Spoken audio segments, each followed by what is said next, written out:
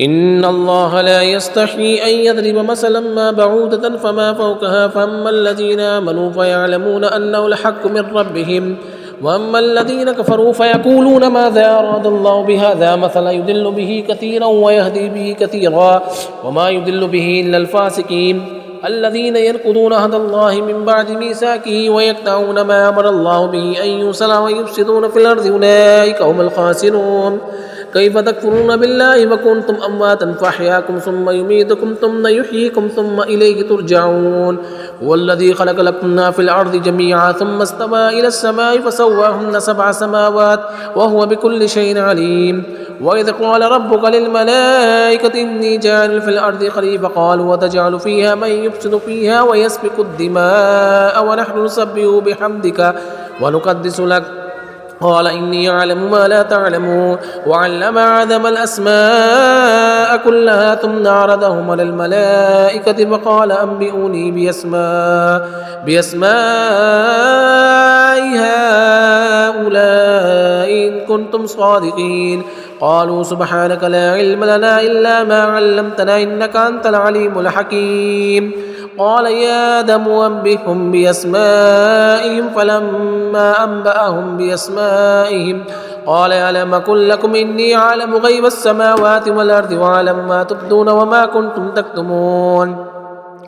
وإذ قلنا للملائكة اسجدوا لآدم فسجدوا إلا إبليس أبى واستكبر وكان من الكافرين وقلنا يا آدم اسكن أنت وزوجك الجنة وكلا منها رغدا حيث شئتما ولا تقربا هذه الشجرة فتكونا من الظالمين فأزلهما الشيطان عنها فأخرجهما مما كان فيه وقلنا اهبطوا بعضكم لبعض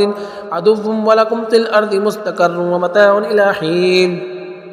فتلقى آدم من ربه كلمات فتاب عليه إنه هو التواب الرحيم قلنا اهبطوا منها جميعا فإنا يأتينكم مني هدى فمن تبع هداي فلا خوف عليهم ولا هم يحزنون والذين كفروا وكذبوا بآياتنا أولئك أصحاب النار هم فيها خالدون يا بني إسرائيل اذكروا نعمتي التي أنعمت عليكم وأوفوا بأهدي أوف بأهدكم وإياي فارهبون وآمنوا بما أنزلت مصدقا لما معكم ولا تكونوا أول كافر به ولا تشتروا بآيات ثمنا قليلا وإياي فاتقون ولا تلبسوا الحق بالباطل وتكتموا الحق وأنتم تعلمون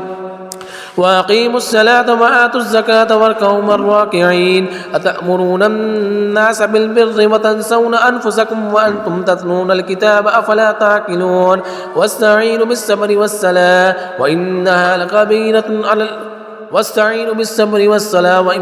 لكبيرة إلا على الخاشعين الذين يظنون أنهم ملاقو ربهم وأنهم إليه راجعون.